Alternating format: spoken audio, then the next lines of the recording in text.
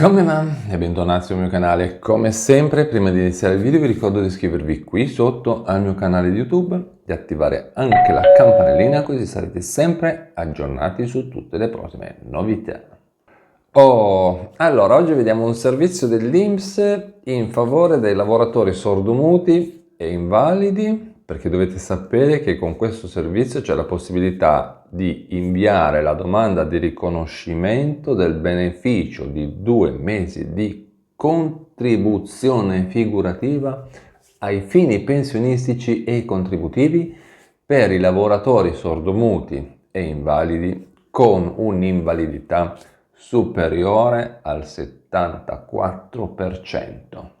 Quindi vediamo bene di cosa si tratta. Questa cosa qua parte dal lontano 2002, vi rendete conto? Lontano 2002, un articolo con la legge del 23 dicembre 2000, la numero 388, che riconosce in favore dei lavoratori sordomuti e degli invalidi per qualsiasi causa, attenzione, un beneficio di 2 mesi di contribuzione figurativa fino a un limite massimo di 5 anni per ogni anno di servizio effettivamente svolto presso pubbliche amministrazioni oppure aziende private e cooperative. Quindi questo beneficio viene riconosciuto ovviamente su richiesta direttamente dalle persone interessate, perché non aspettatevi che l'INPS venga a suonarvi il campanello per dirti guarda che tu hai bisogno di questo, questo e quest'altro, scordatevelo proprio. Quindi deve essere fatto su richiesta direttamente dalla persona interessata ed è utile ai soli fini del conseguimento del diritto alla pensione o dell'anzianità contributiva. Ecco qua.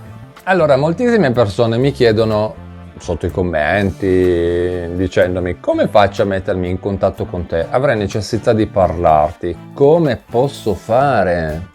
Allora non c'è niente di più facile, basta che ti colleghi a questo sito internet qui, che vedi qua sotto in sovraimpressione. Dopodiché clicchi sul pulsante Parla con me. Così facendo avrai la possibilità di prenotare un giorno e un'ora che ti viene più comodo per potermi parlare. Quindi, come vedi, non c'è niente di più facile. Basta che ti colleghi al sito internet che ti ho messo qua sotto in sovraimpressione e clicchi poi sul pulsante Parla con me.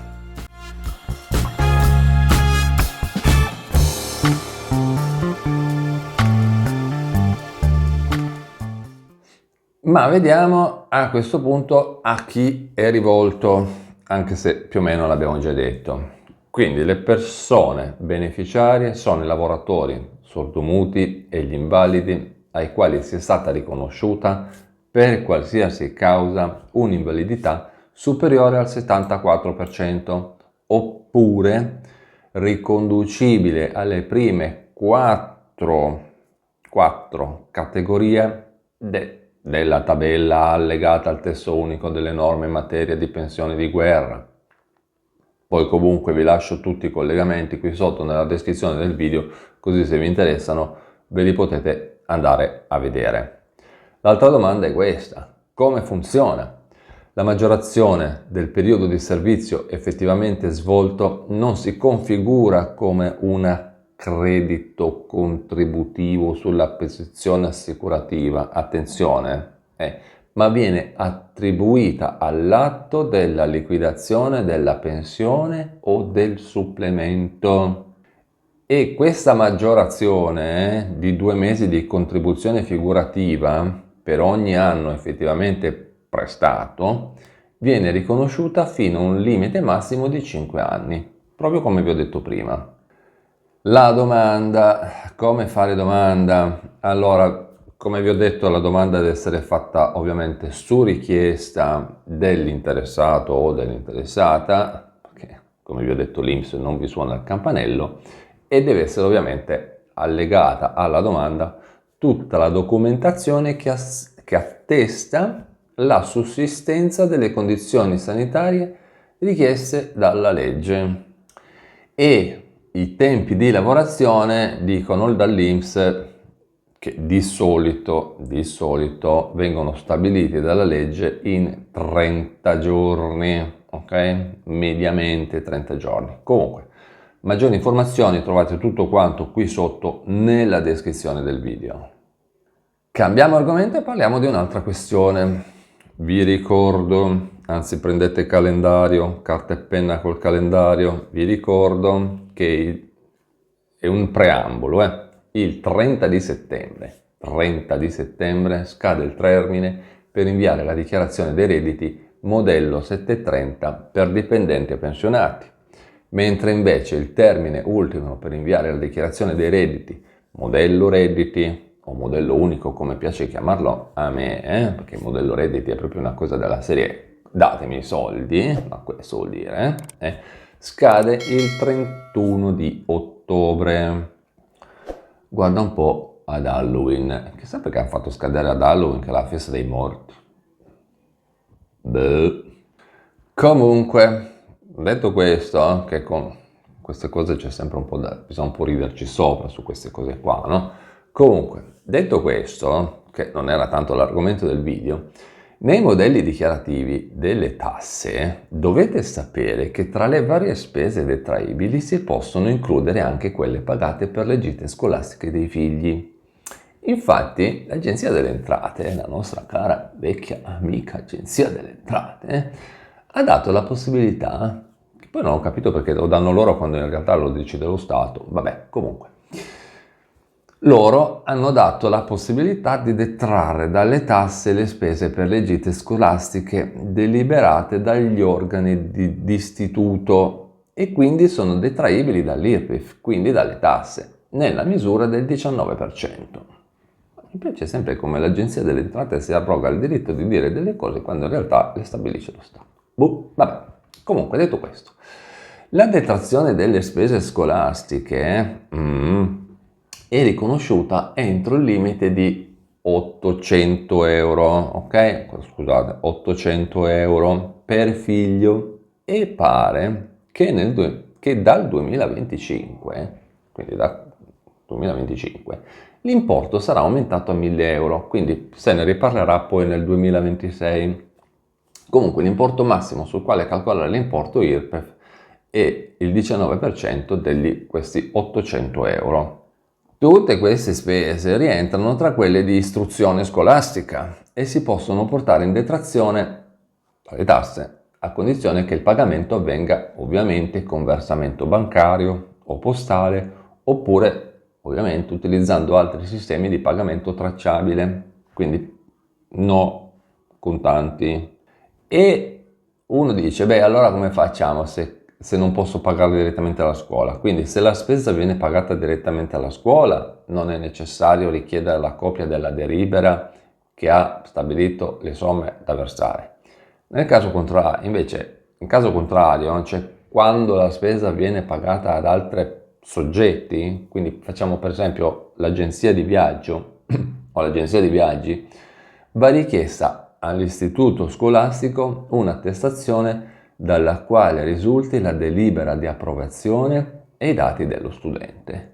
Che poi queste cose qua sono da tenere insieme, allegarle insieme, perché poi quando tipo anche il prossimo anno si farà la dichiarazione dei redditi, si dovranno allegare tutta la documentazione che serve per compilare la dichiarazione dei redditi, perché ovviamente chi compilerà la dichiarazione per conto vostro, consulente, fiscale, commercialista, tributarista, CAF, patronato, non so da chi vi rivolgete voi, nel 99% dei casi vi chiederà, non nel 99, nel 100% dei casi vi chiederà appunto di allegare la documentazione con la delibera dell'istituto scolastico e quant'altro, perché ovviamente loro si prendono la responsabilità di dichiarare, compilare delle cose per conto vostro, ma la documentazione deve essere allegata. Ultimo argomento di oggi, vi ricordo, attenzione anche qui, prendetevi nota poi sul calendario della scadenza che vi dirò, perché dovete sapere che già è già possibile inserire sul sito internet dell'INPS le domande per richiedere il bonus asilo nido. Questo importo viene pagato, attenzione, fino ad esaurimento fondi, quindi diciamo che chi ne vuole fare richiesta deve affrettarsi. Come sempre, chi prima arriva meglio alloggia. Dicono che di fondi ce ne sono abbastanza per quest'anno, però sai mai, sai mai. Comunque, questa agevolazione era stata inserita nella primissima legge di bilancio del 2017, quindi già un po' che va avanti, e serve a sostenere il reddito delle famiglie e offrire un contributo per il pagamento della retta dell'asilo nido pubblico e privato, oppure per tutte quelle forme di assistenza domiciliare per i bambini sotto i 3 anni che sono affetti da gravi patologie croniche. Ovviamente l'importo di questo rimborso, sussidio, bonus, non so, chiamatelo come volete, viene calcolato in base all'ISEE. Tutto viene calcolato in base all'ISEE. E quindi esistono 3 fasce di bonus che adesso vediamo. La prima è quella di 3.000 euro all'anno, che sono 10 rate da 272 euro e rotti e una da 272,70 per i nuclei con ISEE sotto i 40.000 euro. Poi abbiamo 2.500 euro con 10 rate da 227 euro e una da 227,30, vabbè, comunque 11 rate da 227 euro e spicci. Per i nuclei con ISEE ovviamente minori, anche quello di prima era ISEE minori, tra 25.000 euro uno e 40.000 euro. E poi la terza sono 1.500 euro con anche qua 11 rate da 136 euro e spicci. Nel caso di ISEE maggiori di 40.000 euro o nel caso non venga presentato l'ISEE aggiornato più altri vari casi di ISEE. Ed è qui che dovete prendervi nota della scadenza, perché la domanda può essere presentata una per ogni figlio e la si può inviare ovviamente telematicamente, quindi tramite internet, tramite il sito internet dell'INPS, oppure andando da un CAF, un consulente fiscale. E avete tempo fino al 31 di dicembre. E anche qua, stessa storia di prima, per ricevere il pagamento del bonus bisognerà poi caricare sul sito internet tutte le fatture o le ricevute che attestano i pagamenti già fatti, e poi il rimborso viene poi accreditato sul conto corrente bancario o postale intestatario del genitore o dell'affidatario. Comunque, se avete altre domande, come sempre potete commentare qui sotto nei commenti. Sapete che io le vostre domande le leggo tutte, poi ovviamente quelle più interessanti e utili per tutti quanti rispondo con dei video, quindi più commentate più avete la possibilità, ovviamente se sono domande interessanti, avete la possibilità di essere nominati all'interno di uno dei miei video qui sul mio canale di YouTube. Ok? Bene. Con questo è tutto, io vi ringrazio per avermi guardato, ricordatevi di iscrivervi al canale qui sotto, di attivare anche la campanellina così sarete sempre aggiornati su tutte le prossime novità. E noi ci vediamo in un prossimo aggiornamento. A presto, ciao!